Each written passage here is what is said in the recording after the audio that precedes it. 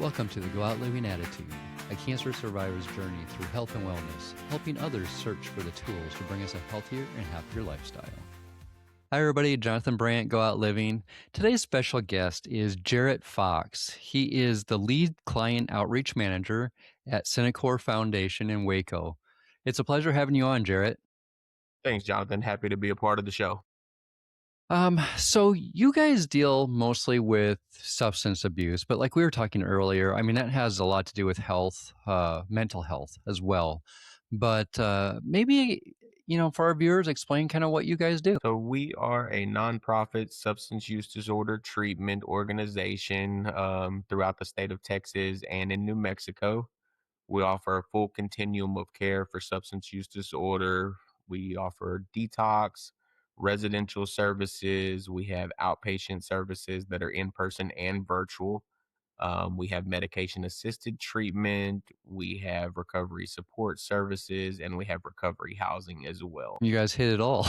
We try to be a one-stop shop. We want somebody to be able to come to us on day one and be able to complete their treatment and do the full continuum of care without having to bounce around from organization to organization, and try to provide every resource that they're going to need from start to finish. And we always tell somebody that this never really ends. It's a lifelong journey, and we want to be a part of that with you throughout that entire journey.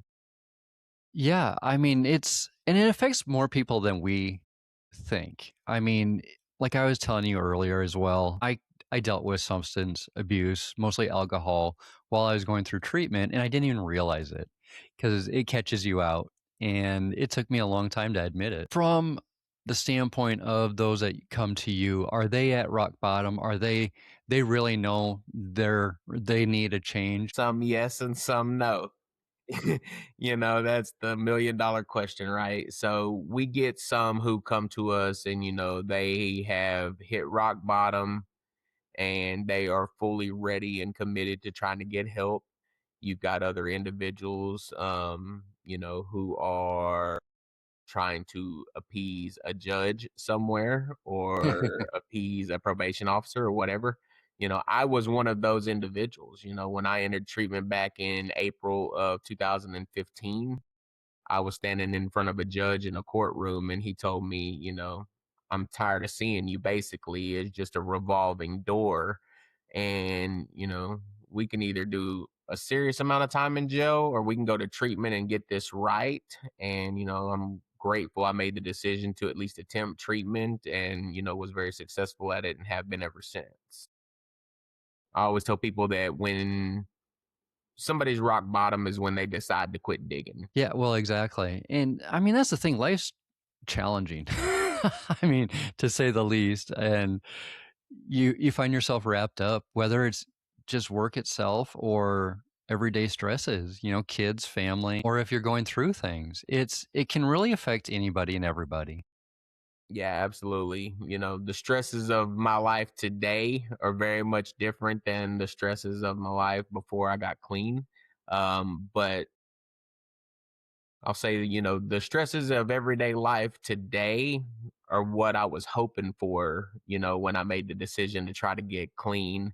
And, the more you go along in this journey and the more successful you become and the further you get away from that, those are only going to increase. Life doesn't stop coming at you because you got clean. But you're better prepared and equipped to handle those in a appropriate manner today. Do you find people leave in a totally different attitude?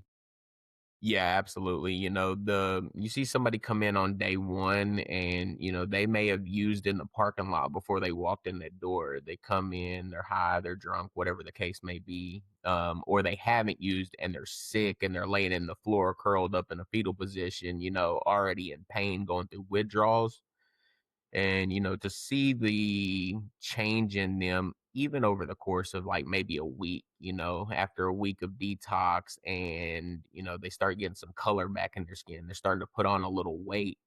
They're eating, they're up moving around, you see them smile, for the first time. And then you get to 30 days down the road and the change that you see in people, and it's amazing to see how quick something can change like that. Do they see a better outlook of life? Like more hope, Absolutely. more, able to dream again that they can definitely make something out of their life. It's not the end. Absolutely. And I think that's one of the great things about Cenicor is that, roughly about 70% of our staff across the foundation is in recovery.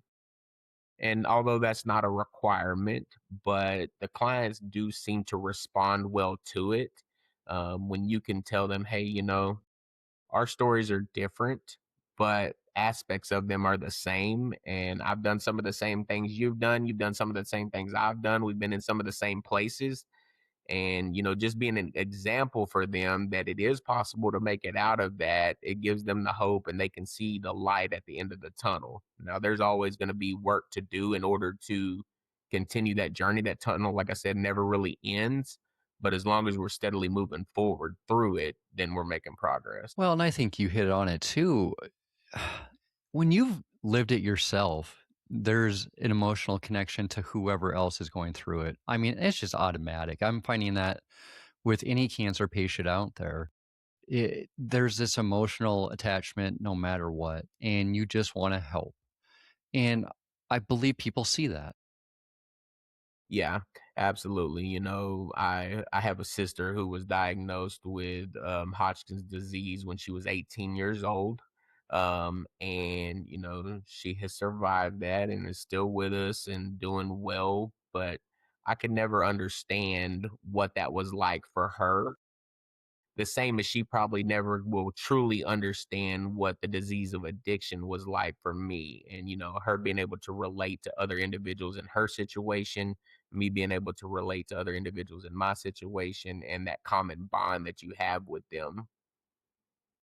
Yeah, agree. Well, and we talk about addiction. Addiction is more than just substance. I mean, people have eating, addictions, or for me, I work out too much probably. I mean, we always categorize things, but in reality, we're all going through kind of all of it together, in some way. It's us really taking responsibility for that.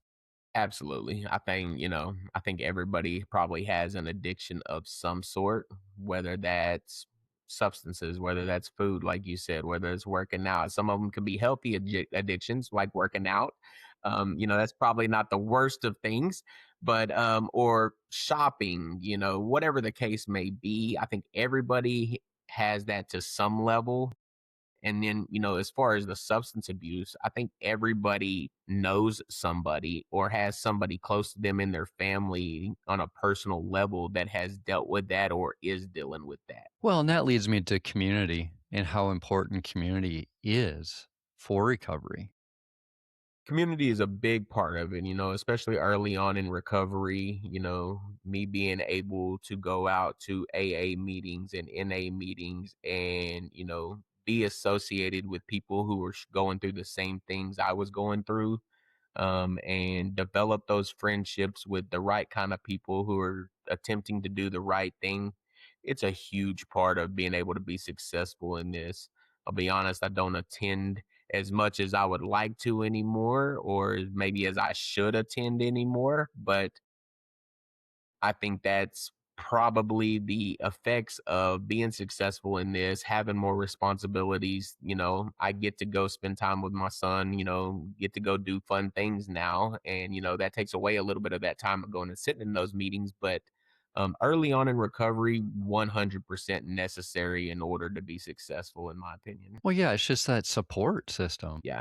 Being able to have a sponsor that you can call on, being able to have other individuals and, days are going to be bad. Not every day is going to be good once you get clean, especially early on. But even, years into it, there's going to be days that just aren't great. And, being able to call somebody who has experience in that and rely on them and lean on them, absolutely beneficial. Yeah, I love that you brought that up. Everybody has a hiccup in their life, no matter what. You can be clean forever or you can be free of whatever for a long time. But yeah, one time it can still hit you. And I found myself in that same situation, but it's not the end. It's recognizing it and moving forward. handling it the correct way. Yeah. Yep. I agree. Now, when somebody comes to you guys, I'm assuming it's not an all or nothing. It takes time. It's one step at a time. Sure, absolutely. So any individual can come to us, and everybody's going to be in a different starting point. Somebody may not need to go into detox. They may have ended up in the hospital and they've been in the hospital for the last 7 days, so they've already detoxed. They could start in residential, or an individual may not have as severe of a problem as others, and they may go straight into an outpatient level of care. We like to say that our levels of care go both directions. If somebody wants to start in outpatient because they're still working, they haven't lost everything, let's start you in outpatient. If that's successful, great. You didn't need residential. You needed outpatient. That's what did it. If they start in outpatient and then, 2 weeks in, they're still using and nothing's changed. Okay, maybe you do need a little more. Let's move you over to residential. Let's get you through that part and then let's get you back to outpatient. So it can go either direction. Everybody starts in a different place. Unfortunately, we do have people who complete our program. They're gone for a month, 2 months, 6 months, whatever the case may be. And, they end up having to return to us. So, um, that's not a failure. It takes what it takes, and some people may need to do it more than one time in order to be successful.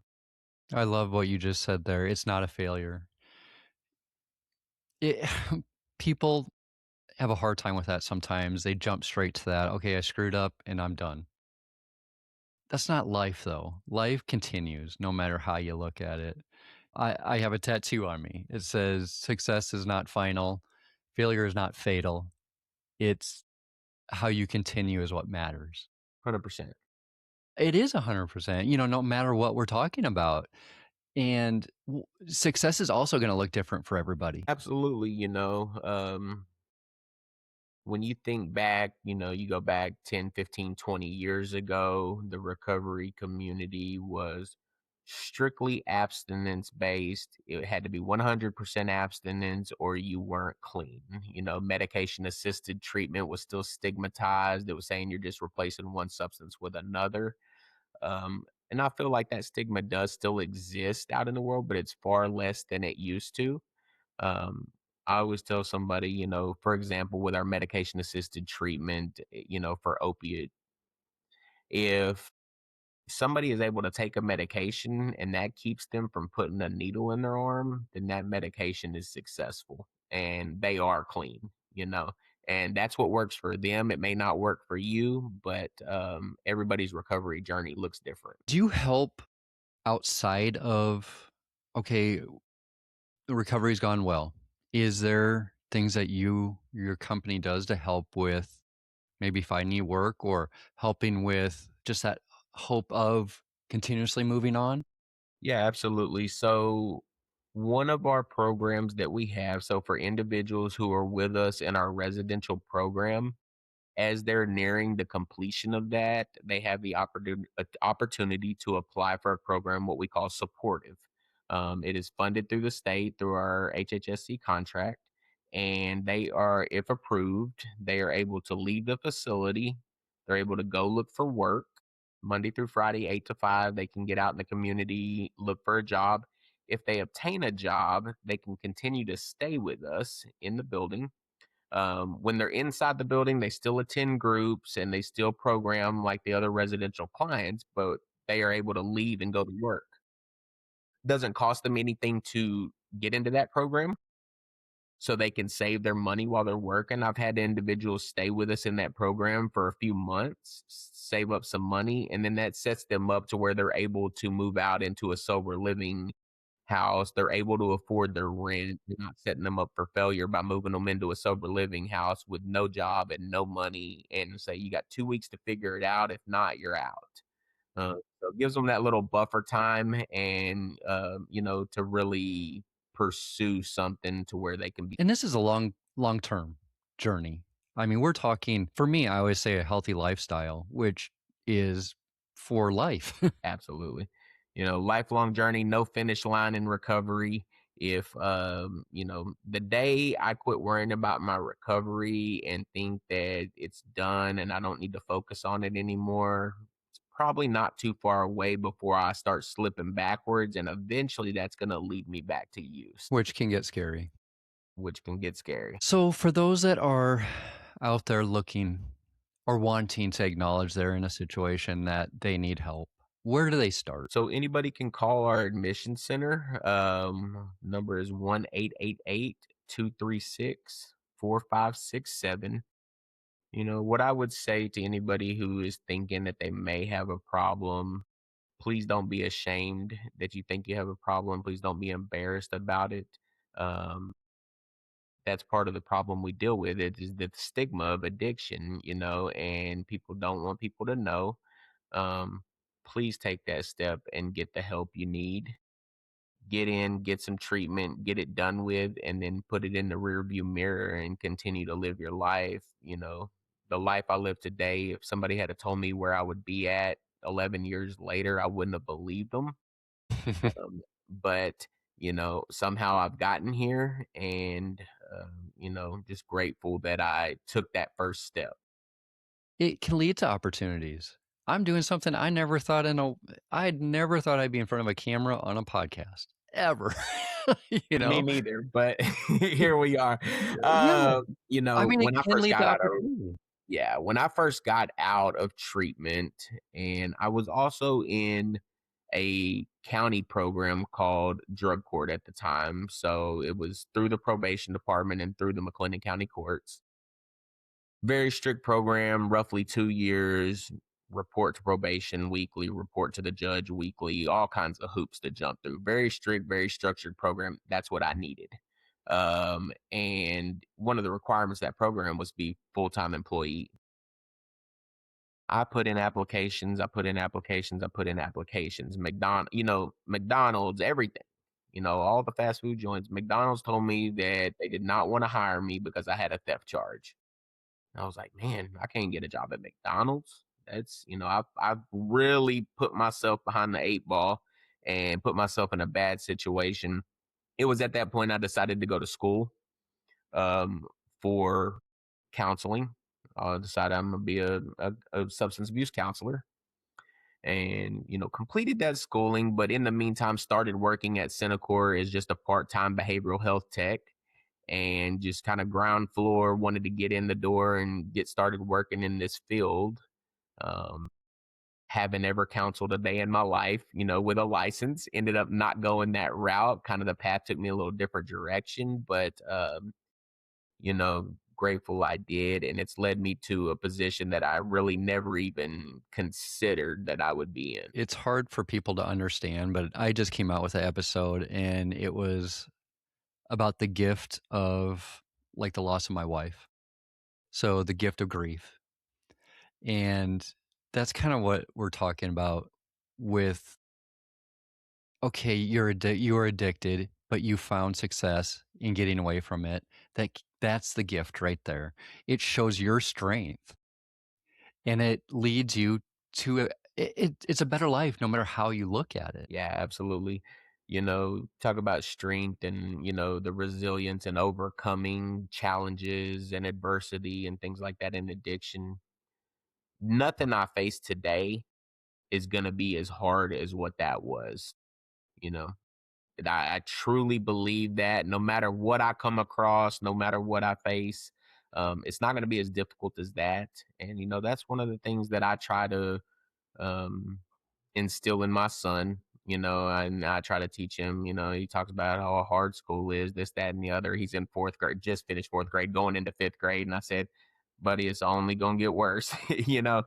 It's only going to get worse.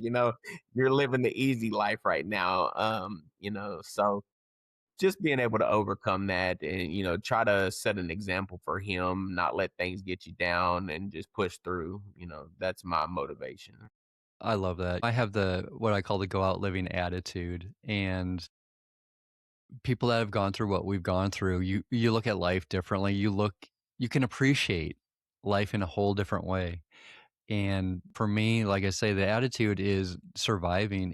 Is being there for my son who's 6 years old graduating and then getting married and having kids. So again, we can come out of this so much stronger and have a better appreciation for life in general and those around us. Yeah, absolutely. The thing about it is like telling my son the things I get to do today because I made those decisions 11 years ago. It just blows my mind. We just got back on a family trip to the Dominican Republic. Went out there for 6 days, spent, 6 days doing all kinds of fun things. Me and him went scuba diving for the That's first time. Down 40 feet underwater for 40 minutes, taking a lesson in the middle of the Caribbean Sea. And now we're working on getting our scuba certification. I would have never been able to do that before. I was either chasing the dope, I was sick from the dope. It didn't I was miserable and just barely staying alive, during that time. And now I don't have to worry about those things. I can go live my life to the fullest every single day and enjoy it. true inspiration. You are truly an inspiration, Jarrett, and I really appreciate you. Um, so much people can learn, and that's one other thing I want to mention is this is all about learning. It's all about educating ourselves of what we need in our lives because it's different for everybody. Absolutely. When I first stepped into this, world of recovery, I didn't know the first thing about it. There had to be people there, the BHTs, the counselors, the cooks, every employee can make an impact. Everybody in recovery can make an impact on you. Doesn't matter what their role is. Uh, Everybody has to teach us something. You had to get taught how to tie your shoes. You get taught how to drive a car. I got taught how to use the drugs. I've got to be willing to be taught how to get clean as well, and taught how to live life the correct way as well. A lot of people come into it in the beginning and they think they know everything. I might have been one of them, a little bit. You just kind of stubborn and, not willing to take suggestions in the beginning. But there comes a point where either that light bulb comes on or it doesn't. And I think that's the deciding factor on whether you're successful or whether you're not. Totally agree. Gosh, amazing. All right, before we go, let everybody know again what you guys do, who you guys are, so they can reach out. Absolutely. So, Cenikor Foundation, it's a nonprofit substance use treatment organization. We have several locations in the state of Texas. We have a Houston location, a San Antonio location, Austin, Waco, Dallas, Tyler, and we have outpatient services in Amarillo. Don't think I forgot anything. And then we have a location out in Northwest New Mexico in Farmington.